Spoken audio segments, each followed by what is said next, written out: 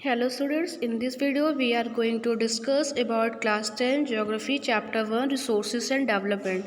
So first of all we should know what is resources. Okay, so let's start. Everything available in our environment which can be used to satisfy our needs provided it technological accessible, okay, economical, feasible and culturally acceptable can be termed a resource. Resources क्या होते हैं? वो सभी चीज़ें जो हमारे environment में available हैं, जो हमारी ज़रूरतों को पूरा करते हैं, ठीक है, और जिनको पूरा करने के लिए या जिनको प्राप्त करने के लिए टेक्नोलॉजिकल हेल्प लेनी पड़ती है, इकोनॉमिकल हेल्प लेनी पड़ती है, और जो हमारे कल्चर के अनुसार भी एक्सेप्ट किए जाएं उन्हें हम रिसोर्सेज कहते हैं।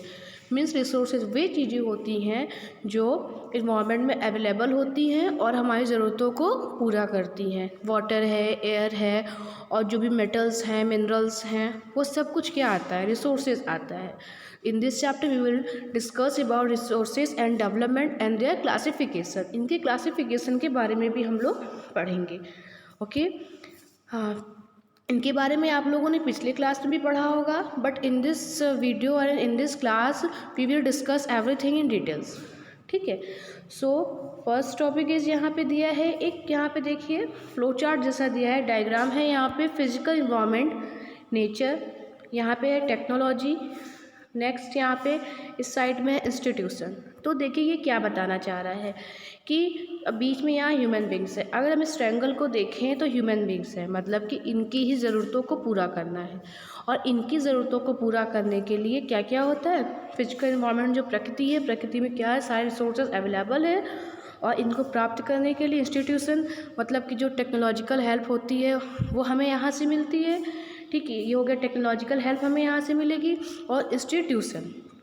ठीक है, तो ह्यूमन की जो नीड्स होती है उन ज़रूरतों को पूरा करने के लिए क्या क्या ज़रूरत पड़ती है?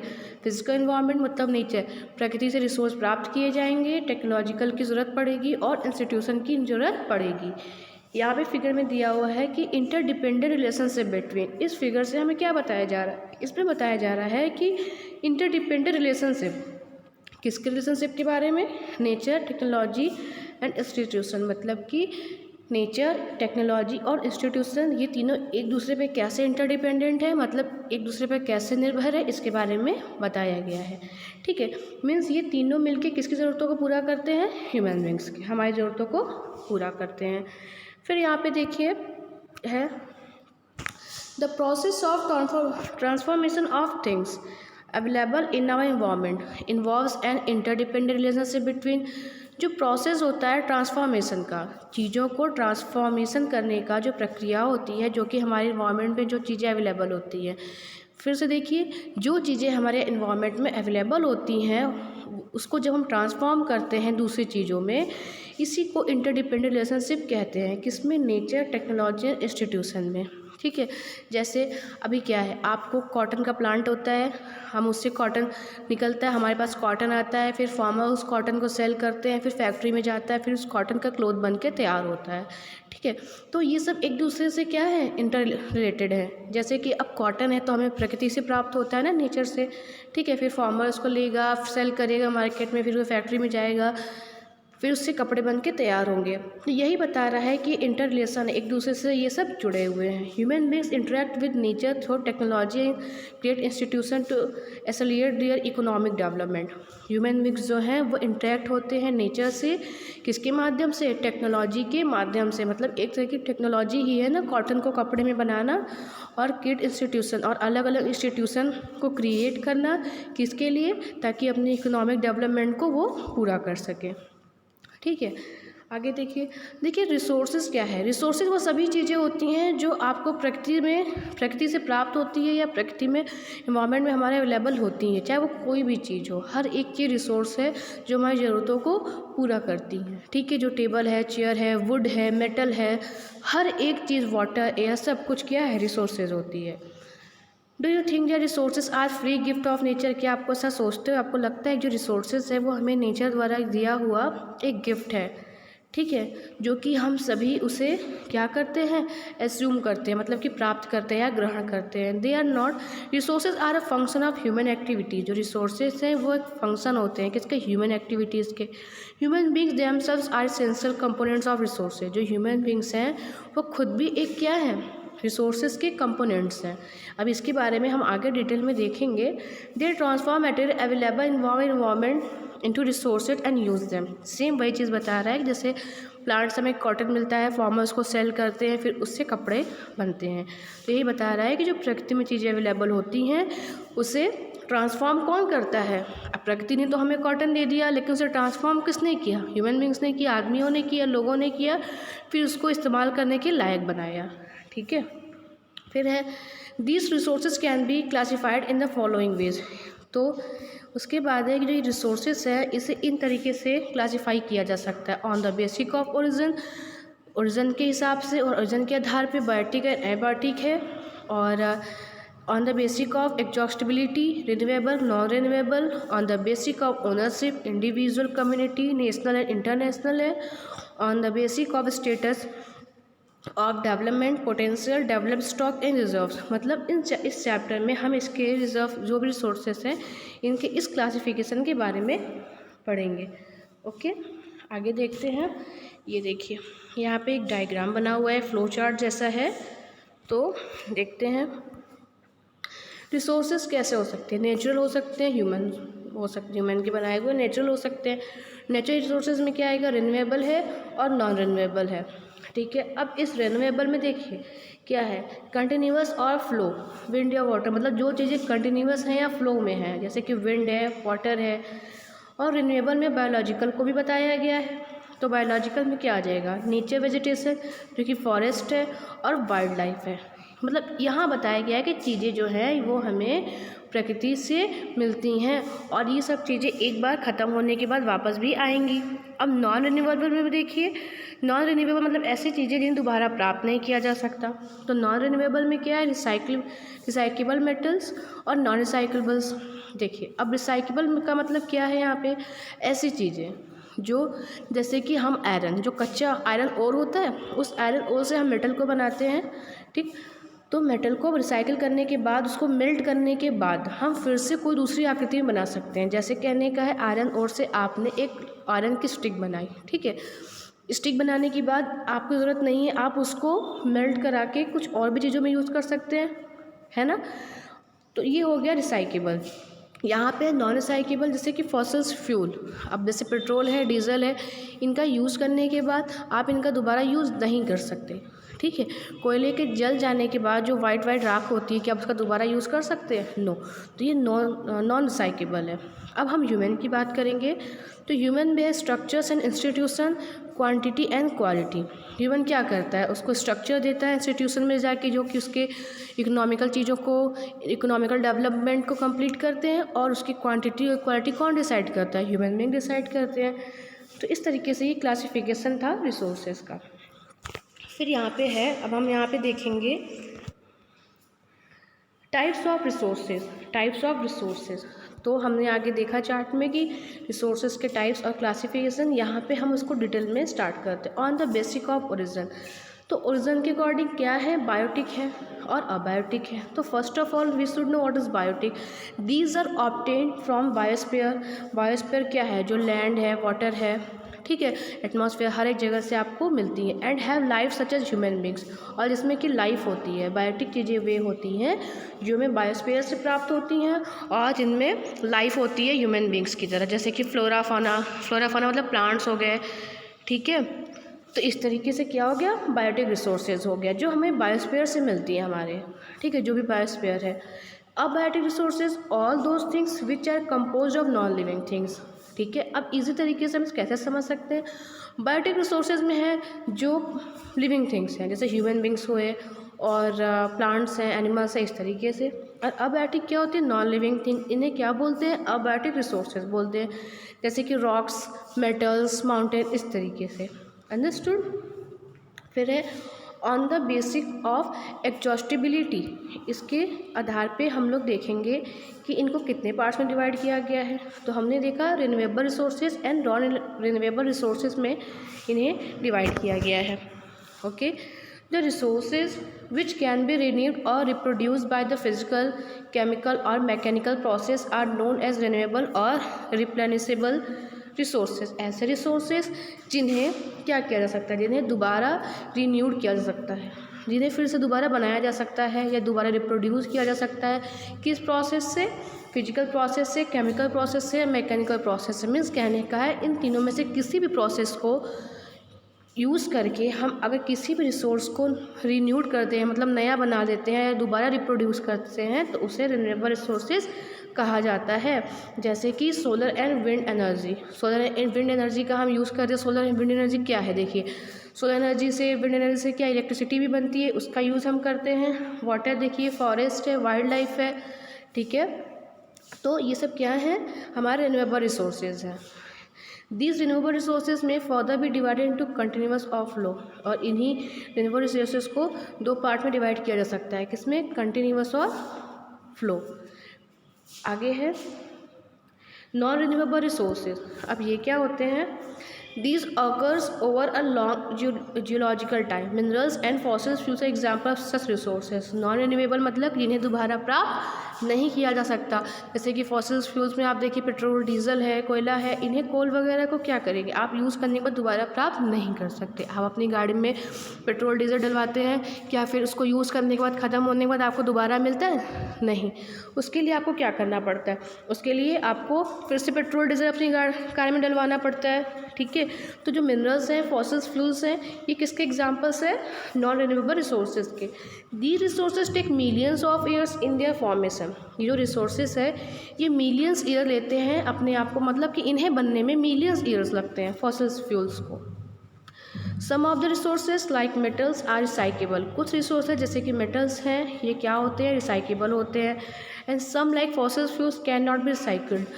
और कुछ फॉसिल फ्यूल्स रिसाइकेबल नहीं होते हैं। And get exhausted with their use. और यूज़ के बाद वो ख़त्म हो जाते हैं। एग्जॉस्ट होना मतलब एक तरीके से ख़त्म हो जाना, जिससे हम दोबारा प्राप्त नहीं कर सकते। आप कोल का एग्जांपल सबसे अच्छा एग्जांपल है। कोल को यूज़ करने के बाद वो जो वाइट वाइट राख बचती है उसकी, आप उसका दोबारा कोई यूज़ नहीं कर सकते। आपसे वो अब वो सिर्फ फेंकने के ही काम आता है, ठीक है। तो इस तरीके से देखिए फॉसिल फ्यूल्स में पेट्रोल डीजल भी हो गया, कोल भी हो गया।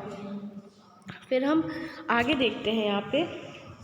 अब यहाँ पे किसके बेस पे दिया हुआ है इसका classification? On the basic of status of development. आगे देखिए, यहाँ पे हम देखते हैं, यहाँ पे ये 2 पॉइंट्स यहाँ पे छूट गया था ओनरशिप के अकॉर्डिंग पे, ठीक है। तो पहले हम ये डिस्कस करते हैं। तो अब हम किसके बारे में रिसोर्सेज का क्लासिफिकेशन देखेंगे? ओनरशिप के बारे में। ये क्या होता है? इसमें देखिए ओनरशिप में हम 2 पॉइंट्स को पढ़ेंगे, जो कि पहला है इंडिविजुअल रिसोर्सेज। ये क्या होते हैं? These are also owned privately by individuals. Many farmers own land which is allotted to them by the government. यहाँ कहने का मतलब है कि इंडिविजुअल होता है, मतलब कि एक व्यक्ति से बिलोंग करता है। व्यक्तिगत रिसोर्सेज होता है, एक व्यक्ति से बिलोंग करता है। अब इसके बारे में हम देखिए पढ़ते हैं। ये प्राइवेटली इंडिविजुअली मतलब ओन होता है, देख रेख किसकी की जाती है। जो बहुत से फार्मर्स ऐसे होते हैं जिनके अपने पास खुद की लैंड होती है, उन्हें कौन अलॉट करता है? गवर्नमेंट अलॉट करती है। Against the payment of revenue, कहने का मतलब है कि जब हम गवर्नमेंट को पैसा देते हैं या गवर्नमेंट से ज़मीन खरीदते हैं, लोगों से ज़मीन खरीदते हैं, तो उसके बदले हम पैसा देते हैं, पैसे से ज़मीन खरीदते हैं। कहने का मतलब ये है सिर्फ कुछ किसान ऐसे होते हैं जिनके पास अपनी खुद की ज़मीन होती है, ठीक है। और जब वो उस पर चीज़ों को ग्रो करते हैं, क्रॉप्स हो चाहे कोई भी चीज़ हो, तो वो इंडिविजुअल रिसोर्सेज कहलाएगा। In villages there are people with land ownership but there are many who are landless. गाँव में बहुत से लोग होते हैं जिनके पास खुद की लैंड होती है, और बहुत से ऐसे होते हैं जो लैंडलेस होते हैं। Urban people own plots, houses. Urban मतलब शहर में रहने वाले जो लोग होते हैं, शहरी लोग जो होते हैं, उनके पास खुद के प्लॉट्स, हाउसेज और अदर प्रॉपर्टी भी होती है। Plantation, pasture land, ponds, water in well etc। इन लोगों के पास ये सब चीज़ें होती हैं। ये सब एग्जाम्पल हैं रिसोर्सेज ओनरशिप के बाय इंडिविजुअल, मतलब कि इंडिविजुअल जिसके पास अपनी खुद की खेत रहेगी बेटा फार्मिंग के लिए, जिस फार्मर्स के पास तो उसके पास क्या होगा, पॉन्ड्स भी होगा, वाटर भी होगा, क्योंकि अगर उन्हें प्लांट्स ग्रो करना है तो उन्हें चीज़ों की ज़रूरत पड़ेगी ना, वाटर चाहिए। वाटर के लिए या तो अगर कुआं होगा पास में तो कुएं में पानी होना चाहिए, कभी कभी पानी नहीं अवेलेबल होता तो टैंकर वगैरह चाहता है ना। तो ये सब किसके एग्जाम्पल हैं, ये सब एग्जाम्पल हैं इंडिविजुअल के, इंडिविजुअल रिसोर्सेज के। Make a list of resources owned by your house hold, उस रिसोर्सेज का आपको लिस्ट बनाना है जो कि आपके घरों में इस्तेमाल किए जाते हो, ठीक है। ठीक, उसके बाद यहाँ पे है कम्युनिटी ओन्ड रिसोर्सेज। अब कम्युनिटी के बेस पे हम देखते हैं तो ये क्या होते हैं, there are resources which are accessible to all the members of the community, कुछ ऐसे रिसोर्सेज होते हैं जो सभी के लिए एक्सेसिबल, मतलब जो सभी के लिए इस्तेमाल किए जाते हो, कम्युनिटी के हर एक मेंबर के द्वारा इस्तेमाल किया जाता हो। विलेज कॉमन्स ग्रेजिंग ग्राउंड्स, जो गांव के जो एरिया होते हैं जहाँ पे ग्रेजिंग ग्राउंड्स होते हैं, जहाँ पे जो वहाँ पे उनके पेट्स होते हैं, विलेजर्स के या फार्मर्स के जो पेट्स होते हैं वहाँ पे ग्रेजिंग के लिए जाते हैं, मतलब चरने के लिए जाते हैं। जो चरवाहा के एनिमल्स होते हैं वे वहाँ जाते हैं ग्रेजिंग के लिए, चरने के लिए। ब्यूरियल ग्राउंड्स, जहाँ पे आपकी डेड बॉडी जलाई जाती है, वो सभी के लिए यूज़ किए जाते हैं, है ना, सभी लोगों के लिए। और विलेज पॉन्ड, जो गांव का पॉन्ड होता है, जो तालाब होता है, उसका इस्तेमाल भी सभी लोग करते हैं। तो वो क्या हो जाएगा, कम्युनिटी ओन रिसोर्सेज हो जाएगा। मतलब कहने का है कि जब किसी रिसोर्स को किसी एक इंडिविजुअल व्यक्ति ना यूज़ करके सभी लोग यूज़ करते हैं, मतलब एक सोसाइटी में रहने वाले सभी मेंबर यूज़ करते हैं, तो कम्युनिटी ओन रिसोर्सेज हो जाता है। और जब कोई इंडिविजुअल किसी का होता है तो वो इंडिविजुअल रिसोर्सेज हो जाता है। कुछ बड़े फार्मर्स जो होते हैं उनके पास अपनी खुद की प्लांटेशन लैंड होने के साथ साथ अपना वेल या पॉन्ड भी होता है, ठीक है। तो फिर यहाँ पे पार्क, पिकनिक स्पॉट्स, ये सब क्या है, कम्युनिटी ओन रिसोर्सेज हैं। फिर on the basic of status of development, अब देखिए किसके आधार पर देखेंगे, स्टेटस ऑफ डेवलपमेंट के आधार पे देखेंगे। फर्स्ट यहाँ पे है पोटेंशियल रिसोर्सेज, तो देखते हैं ये क्या होता है। Resources which are found in a region but have not been utilized, ऐसे रिसोर्सेज जो मतलब हमारे रीजन में होते हैं लेकिन हम इसका यूटिलाइज नहीं कर सकते, जैसे कि western parts of India, particularly Rajasthan and Gujarat have enormous potential for the development of wind and solar energy, but so far these have not been developed properly. तो पोटेंशियल रिसोर्सेज ऐसे resources होते हैं जिनका हम proper way में utilise नहीं कर सकते। एग्जांपल अगर हम देखें तो जो इंडिया का वेस्टर्न पार्ट है, राजस्थान, गुजरात, वहाँ का जो है वो पोटेंशियल है, मतलब है डेवलपमेंट, वहाँ का जो विंड है, सोलर एनर्जी है, उसका यूज़ तो वहाँ पे बहुत ज़्यादा है, ठीक है। लेकिन अगर इसके अलावा हम देखें तो इन या वहाँ की ज़मीन का, वहाँ के रिसोर्सेज का कोई दूसरा यूज़ हम नहीं कर सकते हैं, ठीक है। तो ये हो गया पोटेंशियल रिसोर्सेज। नेक्स्ट है यहाँ पे डेवलप्ड रिसोर्सेज क्या होते हैं। अब पोटेंशियल में देखिए ज़्यादा डेवलप नहीं होते हैं क्योंकि वो रेगिस्तानी एरिया है, तो वहाँ पे विंड एनर्जी, सोलर एनर्जी का ही हम यूज़ कर सकते हैं और वहाँ से हमें सिर्फ वही चीज़ें प्राप्त होती है। वहाँ पे कुछ और हम लोग डेवलप नहीं कर सकते हैं क्योंकि वहाँ की सॉइल नहीं अच्छी है, इस तरीके की फर्टाइल नहीं है, और फर्टाइल सॉइल नहीं, इस वजह से लोग वहाँ रहते नहीं हैं, प्लांट नहीं ग्रो कर सकते, तो लोग वहाँ सर्वाइव नहीं कर पाएंगे, ठीक है।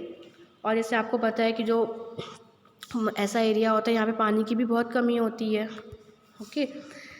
सेकेंड है developed resources which are surveyed and their quality and quantity have been determined for utilization, ऐसे रिसोर्सेज जो कि सर्वे किए जाते हो, उनकी क्वालिटी के बारे में, उनकी क्वांटिटी के बारे में पता लगाया जाता हो और जिनका यूटिलाइज किया जा सकता हो, उसे डेवलप्ड रिसोर्सेज कहते हैं।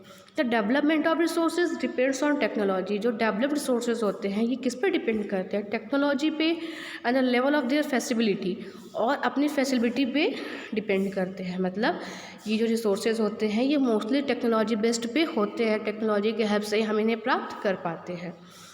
नेक्स्ट यहाँ पे लिखा हुआ stock, materials in the environment which have the potential to satisfy human needs, materials in the environment, प्रकृति में उपलब्ध जो मटेरियल्स होते हैं विच हैव पोटेंशियल, जिनके पास पोटेंशियल होता है क्या करने का, ह्यूमन नीड्स को सेटिस्फाई करने का, but human beings do not have the appropriate technology to access this are included among. कहने का मतलब है कि ऐसे मटेरियल्स जो इन्वायरमेंट में अवेलेबल हों और जिनमें पोटेंशियल भी होता है कि वो ह्यूमन नीड्स को सेटिस्फाई कर सके, लेकिन ह्यूमन बींग्स के पास कोई ऐसा टेक्नोलॉजी नहीं होता जिससे वो इसका प्रॉपर यूज़ कर सके। ठीक है, तो ये इनके बारे में ही आगे बताया गया था डेवलप रिसोर्सेज में, और उसके ऊपर क्या था, पोटेंशियल रिसोर्सेज में।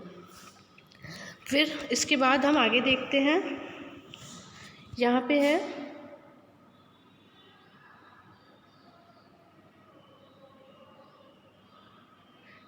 देखिए, यहाँ पे फिर है नेशनल रिसोर्सेज। अब ये नेशनल रिसोर्सेज के बारे में हम लोग देखते हैं।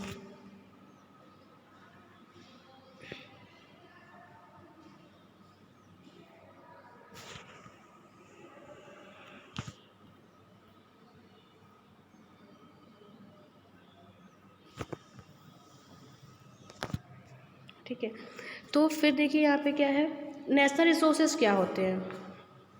ये हमारा नेशनल रिसोर्सेज टॉपिक छूट गया था, इसको भी हम रीड करते हैं। तो नेशनल रिसोर्सेज क्या है, technically all the resources belong to the nation. जो सभी चीज़ें रिसोर्सेज जो नेशन से बिलोंग करती हों, किसी राष्ट्र से, किसी देश से बिलोंग करती हों, जिसके पास लीगल पावर हो उसका यूज़ करने का। अगर इसका एग्जांपल हम देखें तो हम क्या देखेंगे, ये जो भी रोड्स है, कैनल्स है, रेलवे जो बनते हैं, वो मतलब कि हर वो एक चीज़ जो हमें गवर्नमेंट से प्राप्त होते हैं, ठीक है, गवर्नमेंट हमें प्रोवाइड करती है, वह नेशनल रिसोर्सेज होते हैं। जो हमारे देश की जो सरकार होती है, जो गवर्नमेंट होती है, वो सभी चीज़ जो हमें प्रोवाइड करती है, जैसे कि रोड, कैनाल, रेलवे वगैरह है, ठीक है, ये सब चीज़ें। तो urban development authorities get empowered by the government to acquire land, all the minerals, water resources, forest, wildlife, land within the political boundaries and oceans areas up to 12 nautical miles from the coast, from the territorial water resources therein belong the nation. मतलब कि वो सभी चीज़ें, forest हों, wild life, land हों, या जो भी पॉलिटिकल बाउंड्रीज़ हों, जैसे हमारी 7 सिस्टर्स है ना, कहा जाता है हमारे कंट्री के 7 सिस्टर्स हों, जो पॉलिटिकल जो बाउंड्रीज़ बनाए गए हैं इंडिया के चारों तरफ के, जो हमारी नेबरिंग कंट्री है, उस जगह पे जो हमारे देश से बिलोंग करती है, मतलब हर वो एक चीज़ जो हमारे देश से बिलोंग करती है, चाहे वो रोड हो, कैनल हो, कोई वाटर एरिया हो, कोई सी हो, हर एक कोई वो चीज़ हो, उसको हम नेचुरल रिसोर्सेज कहते हैं, जो हमें अपने देश की गवर्नमेंट द्वारा प्राप्त होता है। फिर है नीचे यहाँ पे international resources. International resources, these are international institution which regulate some resources. International institution भी होते हैं जो हमें कुछ रिसोर्सेज को प्रोवाइड कराते हैं। The oceanic resources beyond 200 nautical miles of the exclusive economic zone belong to open ocean and no individual country can utilise these without the concurrence of international institution. मतलब कि कुछ ऐसे रिसोर्स जिन्हें use करने के लिए, मतलब जिन्हें कोई भी कंट्री इंडिविजुअल यूज़ नहीं कर सकता है, ठीक है, जिसे कोई भी कंट्री, सिंगल कंट्री अपने लिए यूज़ नहीं कर सकता, वो इंटरनेशनल बेस पे होते हैं, वो हमें इंटरनेशनल के आधार पे हमें प्राप्त होते हैं, तो उन्हें हम इंटरनेशनल रिसोर्सेज कहते हैं, जो हमारे खुद के देश के नहीं होते हैं, जो इंटरनेशनल लेवल पर गवर्नमेंट द्वारा हमें प्रोवाइड कराया जाता है। ओके, यहाँ पे देखिए, फिर है, हम लोगों ने ये पढ़ लिया था स्टॉक। ये देखिए स्टॉक के बारे में, देखिए कि स्टॉक हमने देखा था कि स्टॉक के बारे में। फिर फॉर एग्जांपल स्टॉक का देखें तो वाटर इज कंपाउंड। स्टॉक के बारे में हमने क्या बताया था, स्टॉक के बारे में बताया था प्रकृति में उपलब्ध वो सभी चीज़ें जिनमें पोटेंशियल होता है हमारी ज़रूरतों को पूरा करने के लिए, लेकिन ह्यूमन बींग्स के पास कोई ऐसा एक्यूरेट टेक्नोलॉजी नहीं होता जिससे वो उसका प्रॉपर यूज़ कर सके, वो स्टॉक के बारे में बताया गया था। For example water is a compound of 2 inflammable gases, ठीक है, जैसे कि जो वाटर है वो मतलब कि दो कंपाउंड से मिलकर बना हुआ है, hydrogen and oxygen, which can be use as a rich source of energy, जो कि इन दोनों का यूज़ किस में किया जा सकता है, रिच सोर्स ऑफ एनर्जी है, but we do not have the required technical know how to use them for this purpose. लेकिन अगर टेक्निकली हम देखें तो इनका हम डायरेक्ट यूज़ नहीं कर पाते, hence it can be consider as stock, ठीक है। आगे है reserves are the subset of the stock which can be put into use with the help of exciting technical know-how, but their use has not been started. Reserves, कुछ ऐसे reserves भी होते हैं जिनका हम मतलब टेक्निकली हम उनका यूज़ कर सकते हैं, लेकिन हमें ये पता नहीं होता है कि इनका यूज़ हमें करना कहाँ पे है, कैसे यूज़ करना है। मतलब कि इन्हें टेक्निकली तो प्राप्त किया जा सकता है, लेकिन इनका यूज़ कैसे करना है वो हमें नहीं पता होता। These can be use for meeting future requirements. ठीक है, मतलब कहने का है कि आने वाला जो फ्यूचर होगा हमारा, उसमें इस रिसोर्सेज का यूज़ किया जाएगा, लेकिन इस रिसोर्सेज का अभी कहाँ यूज़ करना है इसके बारे में किसी को भी पता नहीं होता है।